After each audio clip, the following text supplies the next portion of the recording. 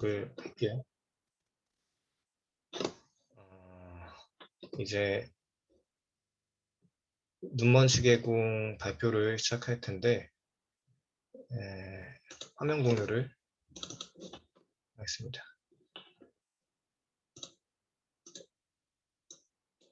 제 1장 제목이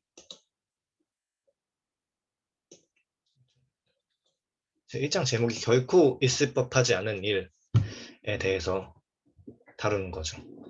이 결코 있을 법하지 않은 일, 이 인간이라는 거, 생명체들이라는 거, 그리고 더 넘어서 자연의 무수한 복잡한 것들, 복잡하고 우연이라고 보기에는 누군가 설계한 거 아닐까라고 의심이 될 만큼 굉장히 복잡한 것들에 대해서, 그래서 결코 있을 법하지 않은 일에 대해서 한번 간단하게 1장에서 훑고 2장에서는 그걸 더욱 심화한 버전으로 굉장히 설계된 거 아니야? 이 세계라는 게? 그런 느낌이 들 정도로 다양한 사례들을 이야기를 해보려고 해요. 특히 페일리, 19세기, 18세기 신학자 페일리의 견해를 따라서 세계가 분명 시계공이라고 하는 존재가 설계자라고 하는 게 존재해서 만들어진 것이 아닌가, 이런 생각을 한번 쭉 따라가 보도록 하겠습니다. 일단 그 이전에 왜 이 책을 다루는 게 중요한가, 왜 이 눈먼시계공이라는 견해를 한번 훑어보는 게 왜 중요한가에 대해서 간단하게 최재천 선생님의 생명이 있는 것은 아름답다, 다 아름답다라고 하는 유명한 에세이가 있어요. 잠깐만.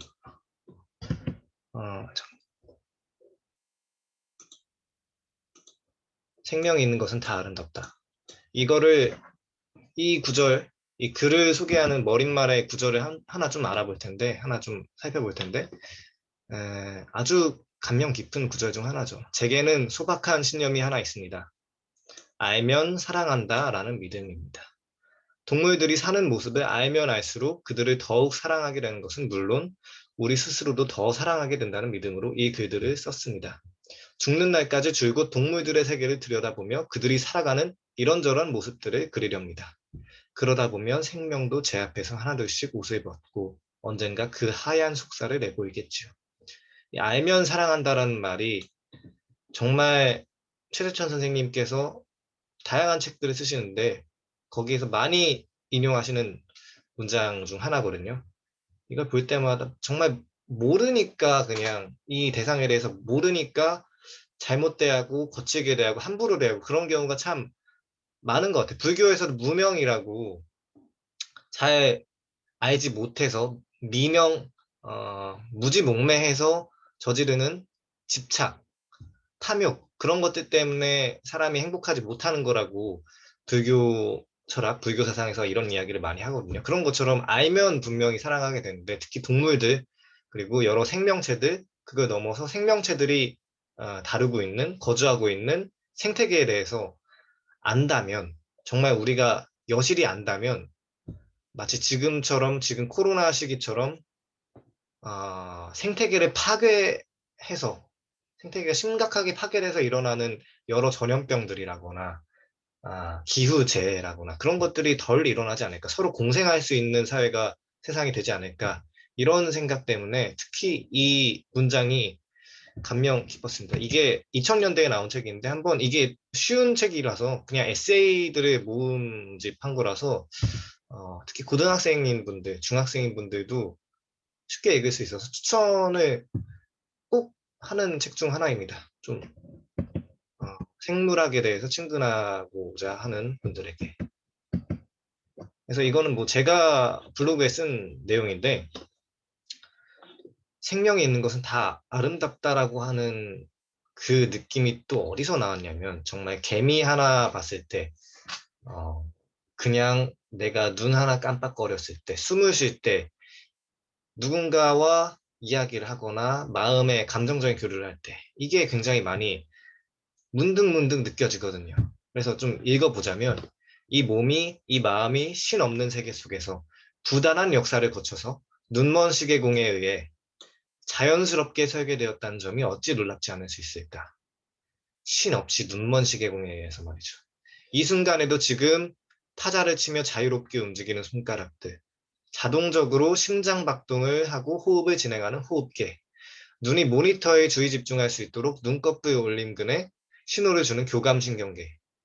이게 없으면은 주의 집중하지 못하죠. 그래서 가끔씩 기쁘거나 슬프거나 혹은 고통스럽거나 외롭거나 답답하거나 짜증나거나 희열감에 가득 차거나 혼란스러워하거나 혹은 누군가를 그리워하거나 미워하거나 혹은 음식을 먹거나 술을 마시며 맛을 즐기는 이 구체적인 모든 다양한 마음들, 감정들, 이 순간들, 모든 상태에 대한 마음에 대한 지향성, 이런 것들이 그냥 나온 게 아니라 괜히 툭 튀어나온 게 아니라 이 부단한 이 몸이 이 마음이 신없는 세계 속에서 부단한 역사를 거쳐서 자연스럽게 설계되었다는 점이 굉장히 놀랍다고 이야기할 수 있겠어요.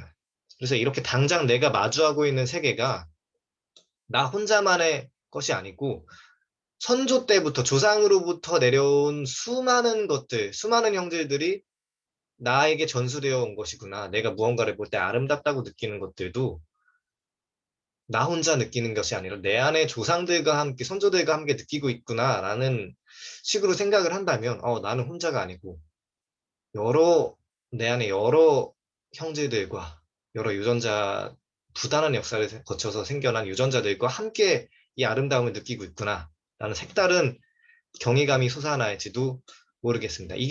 이거야말로 아까 역사 선생님 이야기를 하긴 했지만, 빅 히스토리죠, 이게.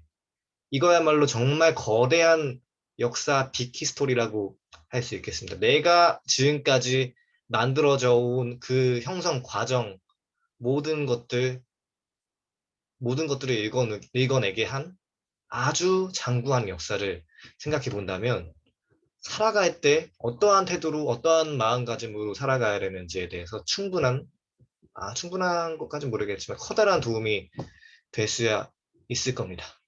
뭐 이거는 정말 우리 태도에 대한 문제겠고, 그거 말고도 실용적으로 실용적인 걸 넘어서도 또 학문적으로 어떤 도움이 될 수 있느냐, 분과 학문들에 대해서 어떤 영향을 미칠 수 있느냐, 예를 들어 생태계나, 뭐, 병리학이나, 뭐 그런, 여타 그런 것들, 심지어 경제학에 대해서도 그런 것들이 어떤 영향을 미칠 수 있느냐, 이런 얘기를 해볼 때, 진화생물학에서 근접인과 궁극인이라는 원인에 대해서 두 가지 입장을 이야기할 수 있어요. 뭐 진화생물학뿐만 아니라 여러 다른 학문에 대해서도 이런 분류를 할 수 있겠지만, 특히 진화생물학에서 굉장히 중요한 분류인데, 첫째는 근접인이고, 근접인은 이런 왜 왜 해바라기가 왜 해를 따라서 태양에 따라서 움직이는 걸까? 뭐 그러한 그 생리학적인 메커니즘 같은 것들을 밝히는, 주로 생화학이나 생물리학 이런 것들을 통해서 왜 숨을 안 쉬면 죽을까? 왜 심장은 계속 뛰게 되는 걸까? 왜 뭐 그런 것들, 그러한 메커니즘들에 대해서 다루는, 왜 알러지가 왜 생기는 걸까? 지금 이 순간 그러한 것들에 대해서 다루는 건데, 궁극이는 어 궁극이는 뭐랄까, 세균이나 바이러스 같은 것들이 왜 계속해서 변이가 되고 계속해서 진화해가지고 우리들을 계속 괴롭히는 걸까? 그리고 왜 손가락이 손가락이 하나 잘렸을 때 다른 이 살 뜯어진 거는 바로 혹은 뭐 며칠 내에 이게 살이 새살이 나거나 다시 이렇게 체세포 분열을 통해서 다시 새살이 돋는데, 왜 손가락 잘린 거는 다시 안 나지? 뭐 그거에 대해서는 근접인적으로 설명을 하면, 발생학적으로 뭐 여러 이러저러한 문제 때문에 이미 여기에 대한 세포 분열은 이미 다 끝난 상태라서 안 되는 거야, 뭐 이런 식으로 설명이 되겠지만, 다윈 진화론적으로 진화생물학적인 입장에서 궁극인을 설명을 하자면 이게 예를 들어서 손가락이 잘려서 그것들이 금방까지 아니더라도 다 회복될 수 있는 개체가 있었다면 그 사람은 분명 그 개체는 분명 암세포에 쉽게 전이될 수 있는 그런 개체일 것이다. 왜냐하면 암세포라는 게 이게 체세포 분열, 뭐 세포가 죽었다가 살아났다가 죽었다가 살아났다가 하는 것들 때문에 우리 몸의 어, 세포들이 암세포로 이렇게 변하게 되는 건데 이렇게 여러 과정들 속에서 근데 이 어마어마한 살들을 어마어마한 근육과 살과 뼈들을 재생시키기 위해서 그러한 어마어마한 세포를 재생시킨다면은 암세포 발생률을 훨씬 더 높이게 되겠죠. 뭐 그런 이유 때문에 그런 과정을 거친 사람들은 그런 과정을 거친 개체들은 암세포에 금방 노출될 것이기 때문에 진화의 과정 속에서 금방 도태될 것이고 그래서 손가락이 잘렸을 때 다시 돋아나지 않는 개체들만이 암세포에 쉽게 노출되지 않는 형질로 누적되어서 지금까지 왔을 것이다. 아무튼 이런 게 궁극인이에요. 왜 내가 쉽게 화를 내게 되는 걸까에 대해서 진화적인 기원을 따지는 게 궁극인이죠. 금방 너가 나한테 화낼 만한 짓을 했잖아 라는 게 근접인이라면 이 화난 마음이라는 건 도대체 인간에게 왜 생긴 걸까? 왜 짜증나는 마음이라는 게 인간에게 도대체 왜 생긴 거지? 라는 걸 추적하는 거. 정말 장구한 진화의 역사를 추적하는 게 궁극인이라고 할 수 있겠어요. 이 설명이 조금 더 쉽고 와닿을 수 있을 거라고 생각을 해요. 이 근접인은 바로 이렇게 와닿는 그 메커니즘에 대해 설명을 하는 거고 궁극인은 그 메커니즘이 도대체 왜 생긴 건데 라는 이야기인 거죠. 그래서 이 자세하게 혹시 좀 살펴보고 싶은 분이라면 생물학의 철학이라고 지금 절판된 책이라서 도서관 같은 데서나 구할 수 있으실 텐데 생물학의 철학이라는 저서에서 엘리엇 소버의 저서에서 참고하실 수 있겠고 이런 근접인과 궁극인이 왜 중요하냐라는 생각을 실용적인 생각을 하자면 여기에 대한 관련된 두 저서가 있어요. 유명한 똑같은 저자의 랜돌프 네스라고 하는 저서의 작품인데 정신과 의사예요. 근데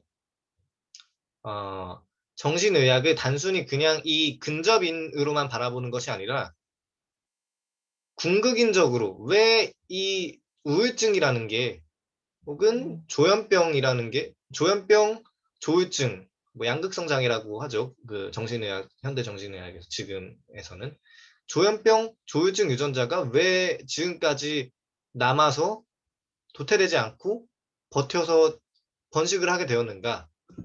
왜에 대한 설명을 담고 있는 왜 인간은 병에 걸리는가? 그리고 왜 코로나 같은 전염병이 계속해서 변이를 하고 진화를 해서 지금까지 인간을 괴롭히는가? 생태계적인 문제, 에이즈 같은 것들, 뭐 전염병 그리고 알러지 그런 것들이 왜 장구한 역사를 거쳐서 인간을 쭉 괴롭히게 되었는가? 암이라는 거. 그게 대체 그 메커니즘뿐만 아니라 그게 도대체 왜 존재하는 건데 라는 거에 대해서 설명하는 좋은 책이라고 할 수 있겠어요. 특히 요즘 같은 포스트 코로나 시대에 상당히 큰 통찰을 줄 수 있는 좋은 책이죠. 이게 1990년대 후반에 나온 책인데 최재천 선생님이 아까 생명이 있는 것은 다 아름답다 라는 거 쓰신 최재천 선생님이 옮기신 책이거든요. 이거 정말 볼만한 책이고 똑같은 저자의 이기적 감정이란 책 이거가 아마 작년에 나왔을 거예요. 올해인가 작년에. 굉장히 이거는 특히 정신의학에 관련해서 심리적인 감정에 관련해서 이 감정이라는 게 도대체 왜 생긴 건데 상당히 진화적인 관점에서 살펴본 아주 통찰력 있는 책이라고 할 수 있겠습니다. 이거 시간이 되신다면 간단하게 살펴보셔도 좋을 것 같고요. 그래서 본격적으로 시작하자면 이 책의 내용을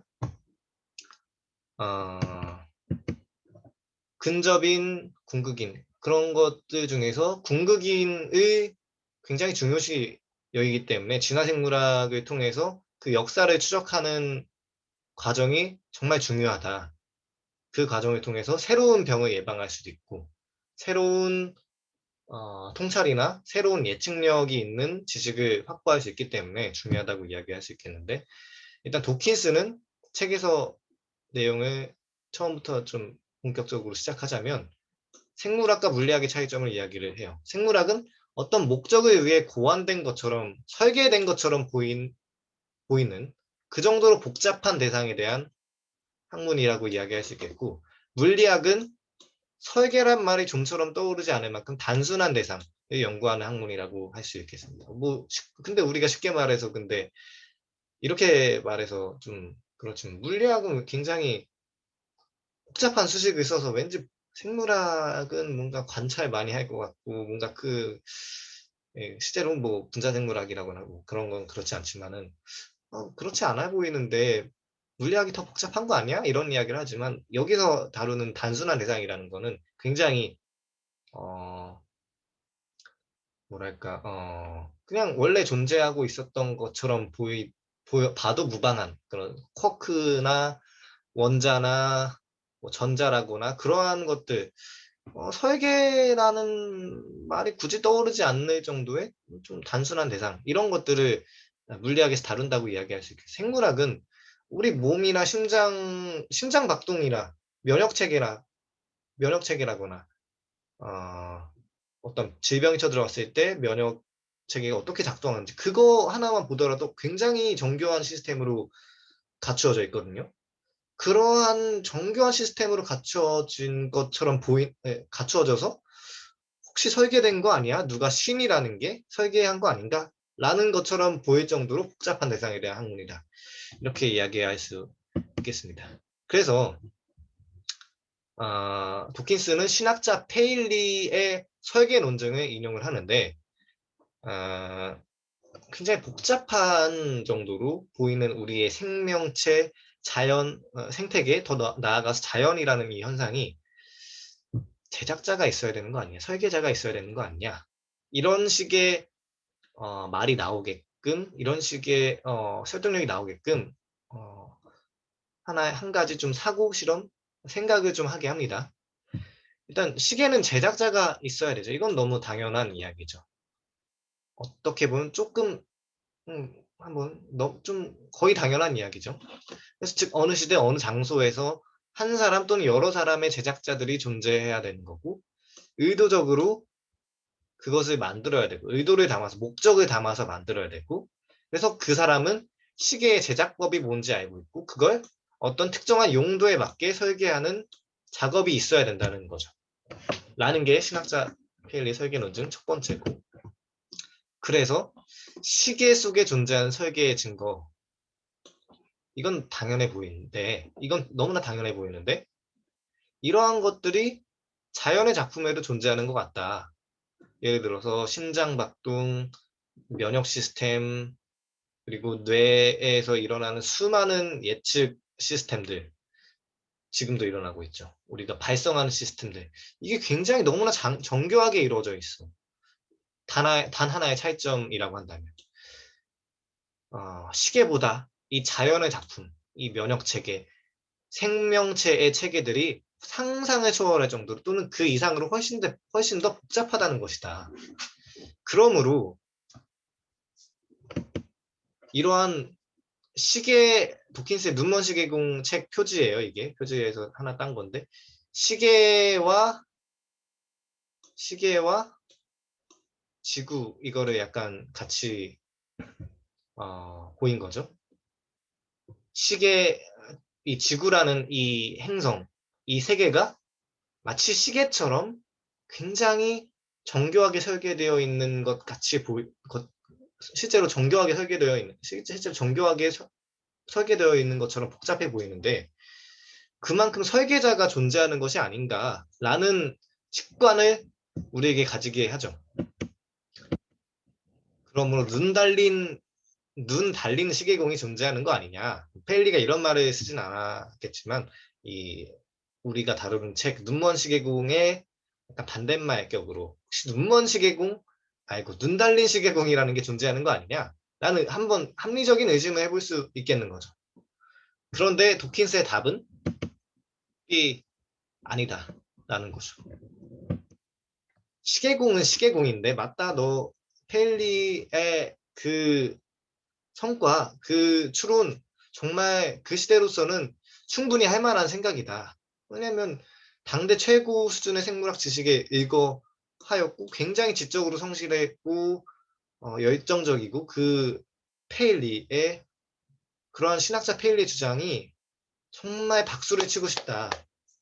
그렇지만 지금 와서 보면은 잘못된 것이고 그것도 완전히 틀린 주장이다라고 이야기를 하죠. 망원경과 눈을 비교하는 것, 그리고 시계와 생물을 비교하는 것은 굉장한 오류다라고 이야기를 합니다. 비록 매우 특별한 방법으로 그 과정을 전개했지만 매우 특별한 방법, 뭐 자연 선택이라고 하는 여타 진화의 원리를 말하는 거겠죠.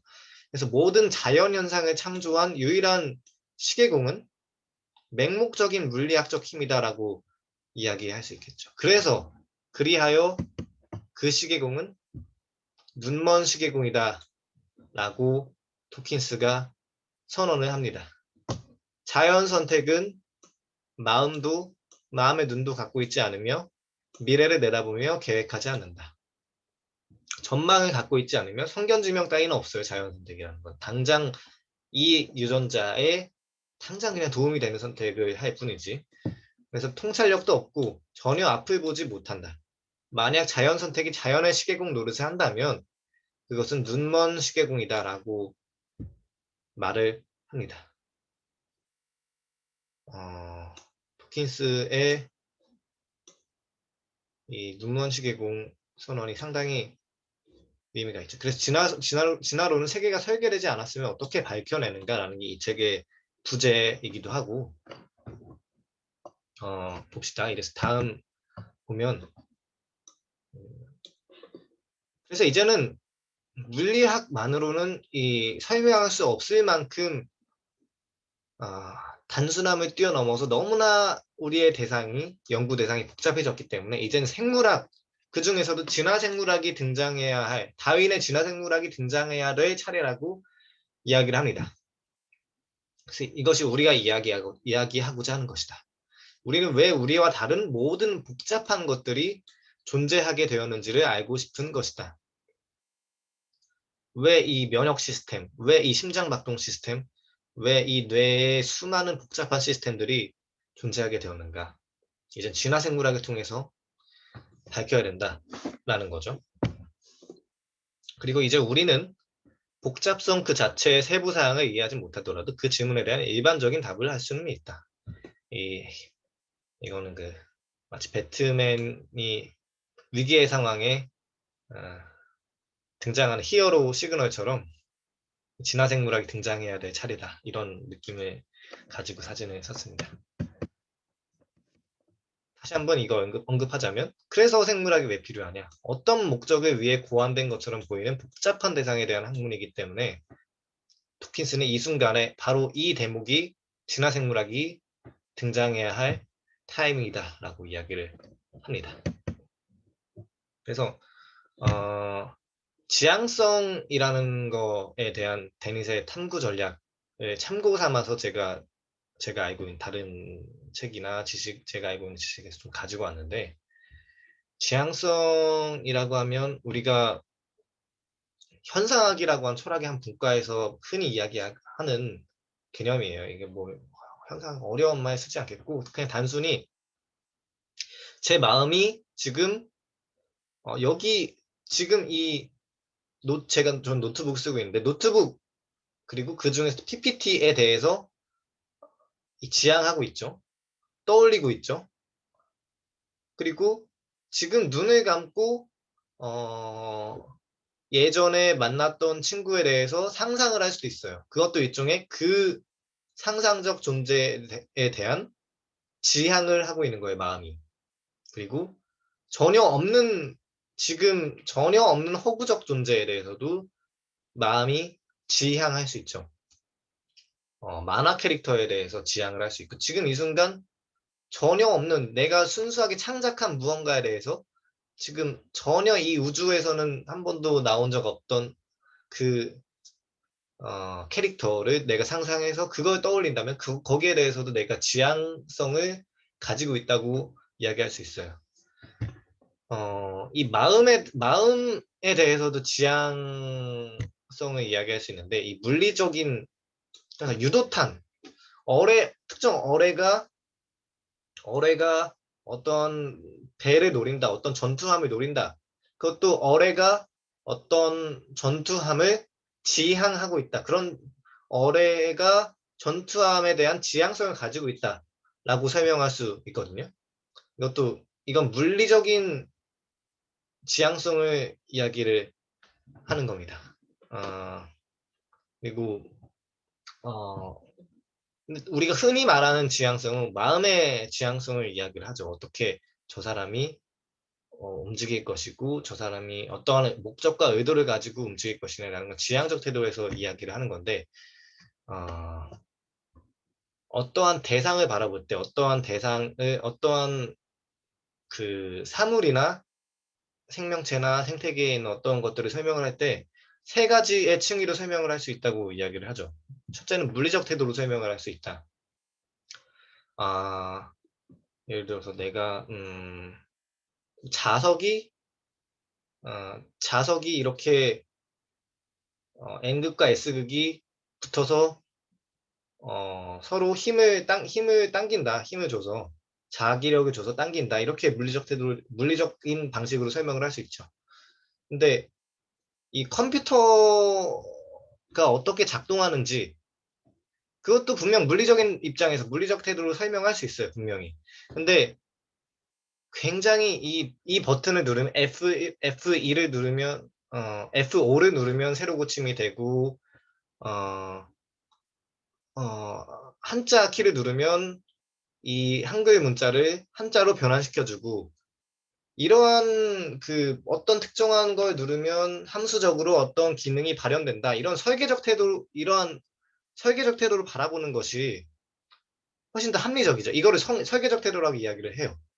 그러니까 이 버튼 누르면 이 CPU 내에서 어떤 양자역학적인 작용이 일어나고 반도체가 어떻게 결합이 일어나고 어떤 상호작용이 따로따로 다 일어나고 이런 식으로 설명을 하는 건 물리적 태도겠지만 그거 말고 단순히 어떤 버튼을 누르면 어떤 기능이 나타난다. 이렇게 설계가 되었다. 라고 설명을 하는 게 설계적 태도죠. 분명히 이런 컴퓨터는 설계적 태도로 설명을 하는 게 훨씬 더 이롭고 유익합니다. 근데 이 지향적 태도는 실제로 컴퓨터뿐만 아니라 정말로 목적과 의도를 가지고 행동할 수 있는 그런 마음을 가지고 행동하는 것처럼 보이는 우리 인간들, 심지어 여러 동물들에게 적용할 수 있는 태도죠. 저 동물들이 어떠한 것이 뉴턴 물리학적으로 이렇게 역학적으로 이렇게 움직여가지고 나에게 다가오고 있어요. 이렇게 분명 생각하기에는 시간도 느리고 너무 비효율적이고 장난 아닌 과정을 거쳐야 되는 거죠. 근데 이 설계적 태도도 분명 아니에요. 저 개가 어떻게 설계가 되어서 나에게 이렇게 다가오고 있을까라고 이렇게 생각하는 것보다 지향적 태도로 저 개는 어떠한 주인이라는 나라는 주인의 냄새를 맡고 그것들을 기억해서 나를 따르고 그래서 내 몸과 내 행동을 지향하고 있는 것이야 라고 설명하는 게 훨씬 더 효율적이고 유익한 설명이라고 할 수 있겠죠. 일단 지향성에 대한 데니스의 탐구 전략을 이야기를 하자. 왜 이야기를 했냐? 이 물리적 태도는 물리학이라고 물리학의 층위의 태도라고 이야기할 수 있겠고 설계적 태도 혹은 심지어 지향적 태도까지 이거는 생물학이나 심리학의 영역이다라고 이야기를 하려고 데니스 탐구 전략을 좀 가지고 왔고 조금 있다가 다시 이 설명을 보충 설명할 일이 있을 겁니다. 생물학과 물리학의 차이점. 설계란 말이 좀처럼 떠오르지 않을 만큼 단순한 대상을 연구하는 학문이다라는 의미에서 물리적 태도라고 할 수 있겠고, 생물학은 설계적 태도라고 이야기할 수 있겠습니다. 혹은 지향적 태도까지. 그래서 복잡성이란, 일단 우리가 복잡한 거, 굉장히 여기서도 복잡한 대상에 대한 학문이다라고 생물학에 대해서 정의를 하긴 했지만, 계속해서 복잡한 대상이 뭔데? 라는 엄밀한 정의를 하지 않고 넘어간 감이 크죠. 그래서 복잡성이 뭔데? 그래서 복잡성을 가지기 위해 필요한 조건들에 대해서 두 가지를 도킨스가 크게 언급을 해요. 첫 번째로 불균이라는 구조, 두 번째로 우연성. 이런 일이 우연하게 일어났다고 보기에는 굉장히 어려운 확률을 뚫고 나온 것이 복잡성이다. 이런 식으로 설명을 하는 거죠. 후자의 입장에서는. 근데 이 전자의 입장, 불균이란 구조, 이건 필요 조건이에요. 굉장히 균일한 구조로 이루어져 있고, 푸딩 같은 거, 뭐 태극 문양 같은 거, 원 무늬 같은 거, 굉장히 단순하고 균일한 구조로 이루어져 있죠. 어떻게 보나 똑같고 비슷한 그런 정보를 가지고 있는데, 불균이란 구조는 뭔가 삐쭉삐쭉 튀어나와 있고 불균일하게 비대칭적이고 여러 부분들로 이루어져 있고, 이게 갖춰져 있어야만 어떤 복잡성을 가지고 있다라고 이야기를 할 수 있겠어요. 몽블랑 어떤 우리 설악산, 금강산 같은 것들. 근데 이것도 굉장히 불균일한 구조로 이루어져 있죠. 뭐 설악산, 금강산, 백두산, 불균일한 구조로 여기저기 산이 튀어나오고 이런 부분들로 이루어져 있다는 점에서 불균일한 구조이긴 한데, 이게 우리가 생명체에 요하는 만큼 복잡성을 가지고 있다는 점에서, 복잡성을 가지고 있지는 않다는 점에서, 이거를 충분 조건이라고 이야기할 수는 없겠어요. 단순히 필요 조건이라고는 이야기할 수 있겠지만은. 그래서 두 번째 조건을 언급을 하죠. 불균이란 구조여야 하긴 하는데 이것만으로는 부족해. 설악산, 금강산, 백두산 이런 것도 불균이란 구조이긴 하지만 생명체라고 하기에는 좀 그렇잖아요. 그래서 우연성을 언급을 해요. 확률에 대해서 언급을 하죠. 날 수 있는 비행기의 배열, 어떤 날 수 있는 비행기라거나 우리 금고 비밀번호라거나 하는 것들은 굉장히 무수한 4,000가지, 5,000가지, 심지어 10,000가지까지도 될 수 있는 비밀번호의 배열 경우라거나 그것보다 더한 더한 경우일 수도 있겠죠. 그것 중에서 내가 선택한 단 한 가지의 경우를 골라야만 비밀번호가 성립이 되는 거잖아요. 이미 정해져 있고, 그리고 날 수 있는 비행기는 거의 사전적으로 혹은 기술적으로 이러저러한 조건을 다 갖춰야만 날 수 있는 비행기, 몇 가지 안 되는 경우의 수밖에 없죠. 수많은 막 그 비행기 부품들 다 이렇게 던지고 섞고 이렇게 하는 무수한 경우의 수에서 이렇게만 맞춰야 날 수 있겠다라고 하는 경우의 수는 얼마 안 되기 때문에 굉장히 우연한 확률을 뚫고 이런 사건이 발생하기에는 굉장히 복잡하다라고 이야기를 할 수 있는 거죠. 이 날 수 있는 비행기의 배열이라거나 근거 비밀번호라거나 제비가 날 수 있는 능력, 여러 경우의 수가 있는데, 그냥 우리의 그 세포들을 막 조합해서 날 수 있는 제비가 탄생하는 그 경우의 수는 탄생하기 굉장히 힘들죠. 그리고 고래가 헤엄칠 수 있는 능력 같은 것들도 마찬가지. 그냥 세포들을 다 던지고 덤블링하고 한다고 해서 헤엄칠 수 있는 고래가 나올 확률은 굉장히 적죠. 낮죠. 에 비해서 몽블랑산, 우리식으로 치면 뭐 설악산, 금강산, 백두산 이런 것들이 그렇게까지 그러니까 꼭 이 조건을 맞춰야만 내가 어떤 공동체가 이걸 설악산이라고 불러야 된다. 이거를 금강산이라고 불러야 된다. 이거를 뭐 백두산이라고 불러야 된다라는 그 사전적인 정의가 그 이름들 자체에 함축되어 있지는 않잖아요. 그러니까 꼭 이걸 이러한 이 설악산의 지금의 설악산의 이러이러한 모양을 갖추지 않더라도 그냥 그 시대 사람들이 그냥 설악산이라고 부를 수 있었겠죠. 금강산도 마찬가지고 몽블랑산이라는 것도 마찬가지. 도킨스가 이야기한 것처럼 미리 이것만이 몽블랑산이라고 특정화된 사전적인 정의에 따라서 특정화된 것 따위가 없다. 그래서 몽블랑산이라는 것들은 이 첫 번째에 비해서는 그렇게 복잡한 건 아니다. 이 생명체만큼. 그런 이야기를 할 수 있겠어요.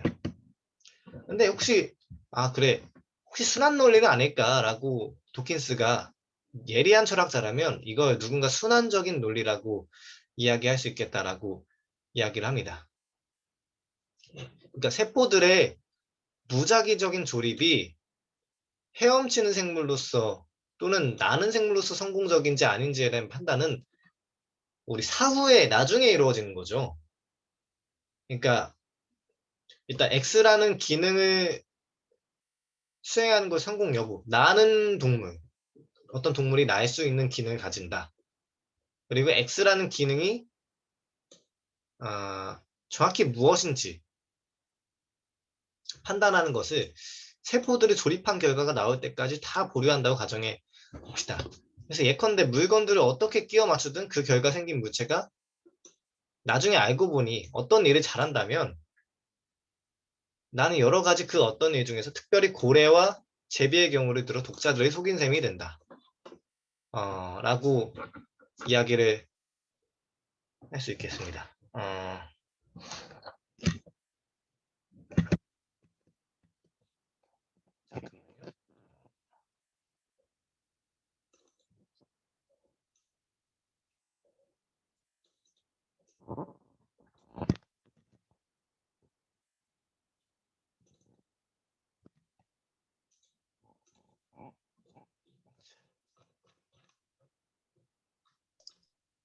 조금만 쉬었다요, 선생님. 네, 그래, 곧 끝나는데, 네.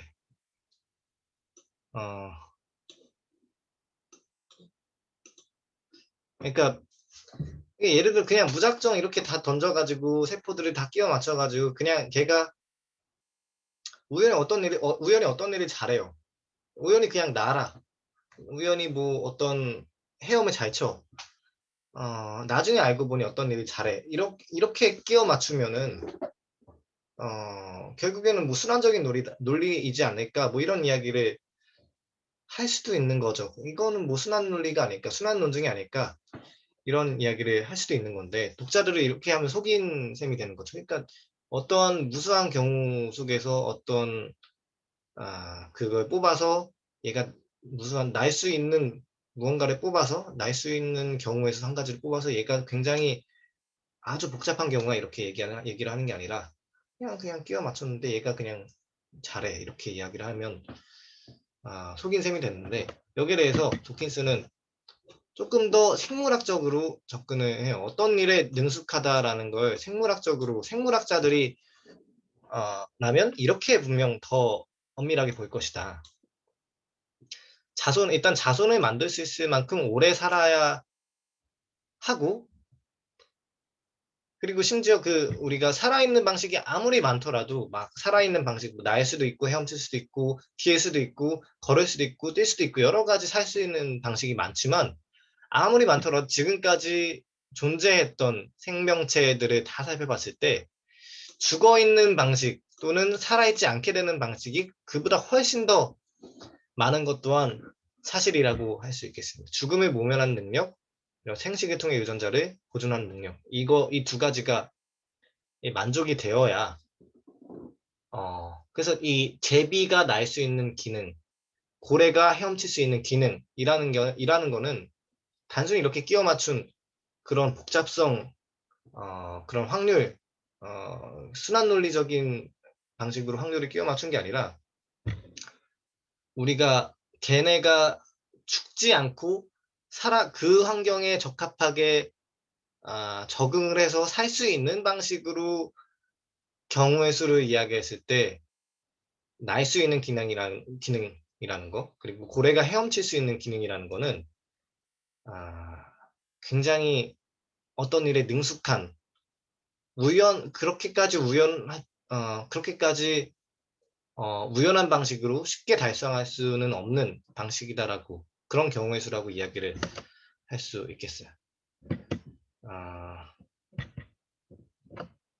너무 많이 했나? 네. 좀 더 하고 이야기를 끝낼게요. 1장을 아예 끝내고. 그래서 여기에 맞춰서 밀리칸이라는 철학자의 고유 기능이라고 하는 개념이 있어요. 그러니까 S가 어떤 주체가 최윤석이라고 할게요. 최윤석이 갖는 심장 박동 기능이라고 할게요. 아이템 A는 아이템 A는 심장이라고 할 거예요. B는 심장 박동이라는 기능이라고 하겠습니다. 최윤석이라고 하는 사람이 갖고 있는 이 심장 A가 심장 펌프질을 한다, 혈액순환을 잘하게 한다라는 고유 기능을 갖는다 라는 거는 최윤석이 심장을 갖고 있다 라는 말은 최윤석의 조상들에게 있어서 최윤석이 이 심장이 혈액순환 펌프질을 잘 한다는 효과를 야기해서 생존상의 유리함을 선조들에게 야기해온 결과이다. 이 말이 어려울 수도 있는데 별게 아니라 심장의 기능을, 원래 이 고유 기능이라고 하는 거는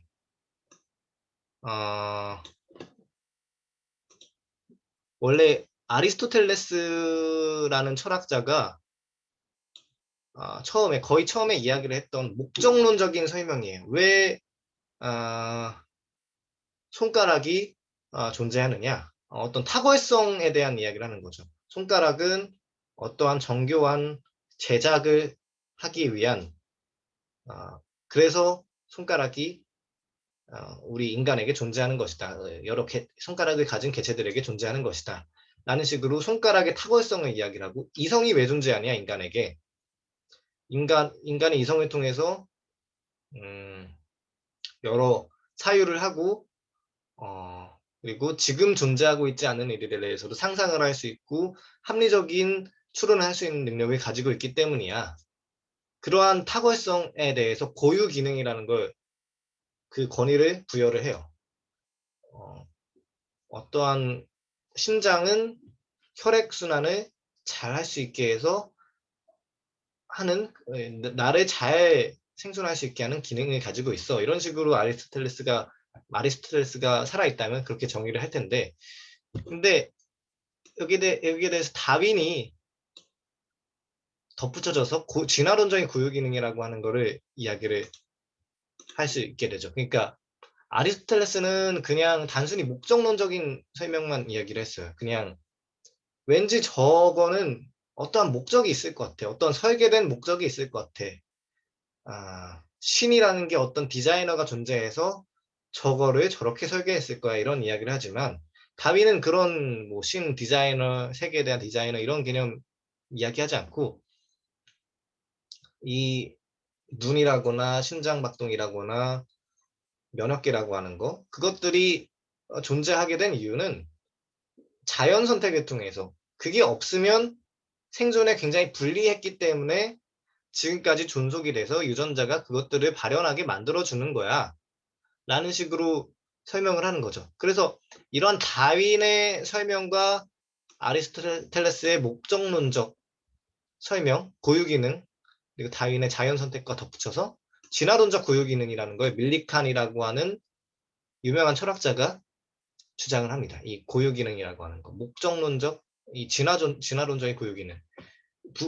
굳이 어떤 디자이너, 신이라는 존재를 설정하지 않더라도 진화를 통해서 우리의 심장이라거나 눈이라거나 면역계라거나 그런 것들의 기능을, 본래의 기능을 정의할 수 있을 것이다. 프로퍼 펑션을 정의할 수 있을 것이다 라고 이야기를 합니다. 그러한 점에 있어서 제비가 낳을 수 있는 기능이라는 거는 굉장히 생존에 적합하고, 그리고 고래가 헤엄칠 수 있는 능력이라는 거는 생존에 적합한 환경에서의 그 주어진 환경에서 적합하게 생존할 수 있는 능력에 따라서 만들어진 것이다라고 설명을 할 수 있는 거죠. 이 고유 기능에 따라서 이야기를 한다면 심장 박동 이것도 아까 설명을 했으니까 넘어가겠습니다. 그래서 생명체가 다른 것들과 다른 특성을 이야기를 하자면 능동성을 이야기할 수 있겠어요. 능동성. 어떠한 능동성이라고 하는 게 나올 수 있을 만큼 복잡하다. 만약 생물이 그러한 사태를 막기 위해 능동적으로 어떠한 그 위험 사태를 막기 위해서 능동적으로 작용하지 않으면 결과적으로 그들의 환경에 파묻혀 버릴 것이며 자율성이 있는 존재로의 기능을 멈추게 될 것이다. 더워도 막 엄청 쪄 죽겠는데 피하거나 어떠한 방책을 마련하지 않고 엄청 얼어 죽겠는데 어떠한 방책을 마련하지 않고 그대로 있는다면 그냥 죽게 되는 거죠. 죽었을 때 일어나는 현상이죠. 물론 그렇다고 해서 생물이 물리학의 법칙에 따르지 않는다는 말이냐라고 할 수는 없어요. 그거 아니고 생물 안에서 물리학의 법칙이 적용되지 않는 게 아니라 생물의 초자연적인 무엇이나 생기론이라고 하죠. 옛날에 19세기 때까지만 해도 뭔가 생명체만의 뭔가 본질적인 생기라는 게 있을 것이다. 바이탈리티라는 게 있을 것이다. 라는 이야기를 생물학에서도 논의를 했지만 그거는 지금 와서는 굉장히 틀리고 받아들이면 안 될 만한 사실이라고 이야기를 하고 있고 그래서 물리학의 기본 법칙에 반하는 생명력 따위랑 결코 없다라고 이야기를 하죠. 그래서 우리가 설명을 해야 되고 탐구를 해야 될 것이 뭐냐라는 이야기를 할 때 리처드 파인만의 왜? 라는 질문을 할 때는 나는 좋은 유튜브 영상이 있어요. 이거를 참고하시면 굉장히 좋아요. 제가 그 단톡방에다가 공유를 했는데 이걸 잘 참고를 하신다면 지금 설명하는 거에 대해서 나중에라도 잘 참고하시면 도움이 될 거예요. 왜라는 질문을 할 때는 거의 마지막인데 복잡한 유기체를 어떤 단계에 설명할 때 만족할 만한 설명이란 대개 처음 단계에서 한두 단계 더 내려간 정도지 그 이상은 아니다라고 도킨스가 이야기를 하죠. 그러니까 그러니까 왜 계속 끝도 없이 무한후퇴하는 방식으로 내려가는 거는 좋은 설명이 아니다라고 이야기를 하는 거죠. 자동차라는 게 왜 움직여? 이 버튼을 누르면 그렇게 악셀을 밟으면 쭉 가속이 되도록 설계가 됐기 때문이야. 라는 식으로 설계적 태도로 이야기를 할 수 있겠고 더 넘어가서 왜 악셀을 밟으면 그게 가속이 되는데 뭐 피스톤과 실린더와 여러 가지 점화 플러그와 여러 가지 더 상호작용이 있어라고 쭉 한 단계 더 내려가 설명할 수도 있죠. 쭉쭉쭉쭉쭉쭉쭉 내려가서 근본적으로는 소립자들의 상호작용으로 설명되는 거야.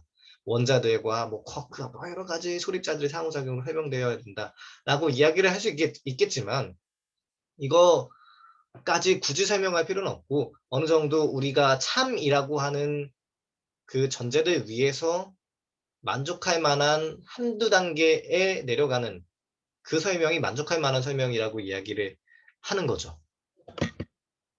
그래서 물리적 태도로 설명을 해야 될 때도 있고 설계적 태도로 설명을 해야 될 때도 있고 지향적 태도로 설명해야 될 때도 있고 여러 가지 탐구 전략이 있다는 겁니다.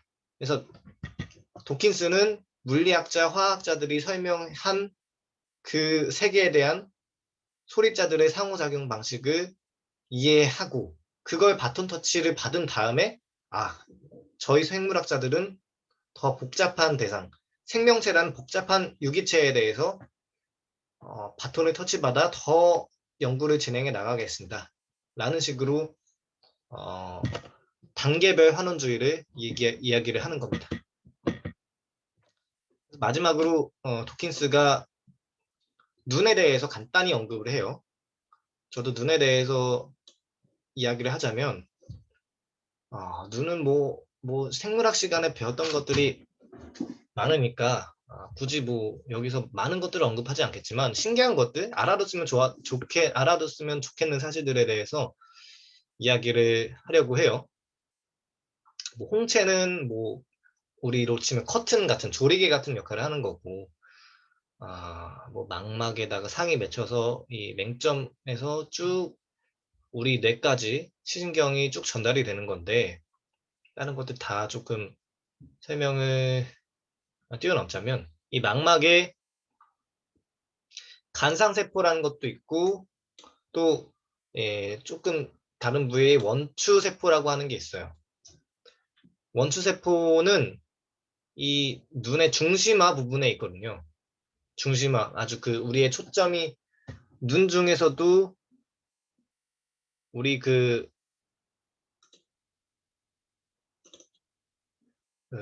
우리 그 눈 보면은 굉장히 중간 부분, 아주 중간 부분에서도 가장 중간 부분 쪽에 볼 수는 없겠지만 중심화, 포베아라고 하는 부분이 있습니다.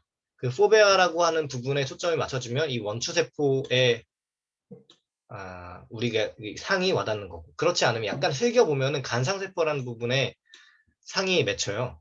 근데 이 간상세포는 어둡고 밝음을 따지거든요. 근데 원추세포는 RGB, 색깔을 따져요.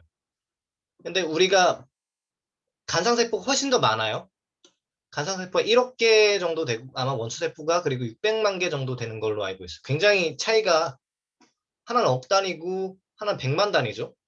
간상세포가 훨씬 더 많은 이유는 조금 있다가 제가 그 포유류의 야행성에 대해서 이야기할 때 더 언급하겠지만은 포유류 우리 조상들은 공룡들이 살았던 시대를 우리 포유류의 조상들이 살았기 때문에 굉장히 야행성이 낮에는 공룡들한테 무참히 짓밟히기 때문에 낮에 쉽게 행동할 수 없었고 밤에 열심히 돌아다녔죠. 밤에 열심히 돌아다녀야 했기 때문에 간상세포, 색깔을 보는 것보다 밤에 밝고 어두움 그런 것들을 위주로 판별할 수 있는 간상세포가 많이 발전됐고 그래서 그 수가 굉장히 많다라고 진화론적으로 궁극인적으로 설명을 할 수 있는 거죠.